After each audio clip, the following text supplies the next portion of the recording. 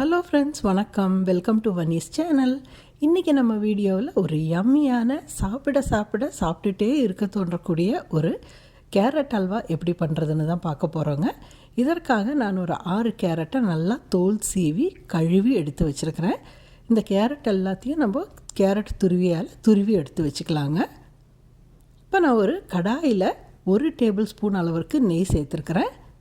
இதோட முந்திரி பருப்பை சேர்த்து அதை லேசாக வறுத்துக்கலாம்.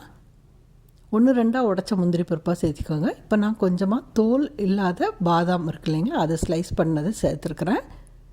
இப்போ இது நல்லா பொன்னிறமாக வறுத்து வரும்பொழுது அதை ஒரு சைடில் பண்ணிவிட்டு அதே நெய்யில் கொஞ்சமாக பிஸ்தா சேர்த்துக்கலாம். இந்த பிஸ்தா ஆப்ஷனல் தான். பாதாம் பிஸ்தாமெல்லாம் உங்களுக்கு வேணும்னா சேர்த்துக்கலாம்.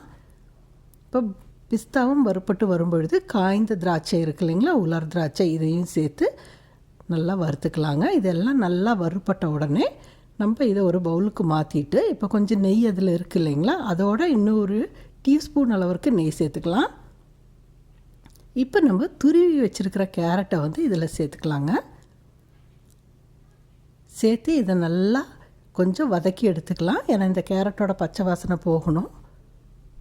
இந்த நெய்யில் நல்லா வறுப்படும் பொழுது நல்லா வாசனையாக இருக்கும். பாருங்கள், பச்சை வாசனை போகிற வரைக்கும் நல்லா இதை வதக்கியாச்சு. இப்போ நான் 1.5 கப் அளவிற்கு பால் எடுத்து வச்சுருக்கிறேன், அதை சேர்த்துக்கலாங்க. அதாவது இந்த கேரட் மூழ்கிற அளவுக்கு பால் இருக்கணும். இப்போ நல்லா கலந்து விட்டுக்கலாம். இப்போ இந்த பால்லையே இந்த கேரட் வேகணுங்க.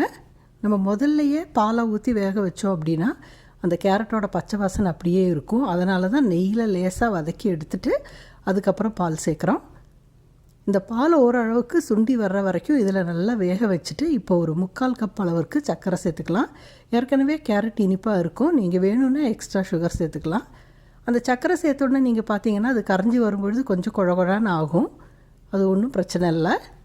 இதோட கொஞ்சமாக ஏலக்காய் தூள் சேர்த்துருக்குறேன் நான்.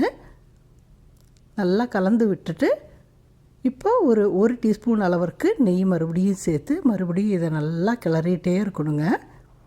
அடிப்பிடிக்காமல் கொஞ்சம் கிளறி விட்டுட்டே இருக்கணும். இப்போ பாருங்கள், நல்லா சூப்பராக திரண்டு வருது. அந்த டைமில் நம்ம நெய்யில் ஏற்கனவே வறுத்து வச்சுருக்குறோம் இல்லைங்களா, அந்த முந்திரி திராட்சை எல்லாத்தையுமே சேர்த்து நல்லா மிக்ஸ் பண்ணி எடுத்துக்கலாம்.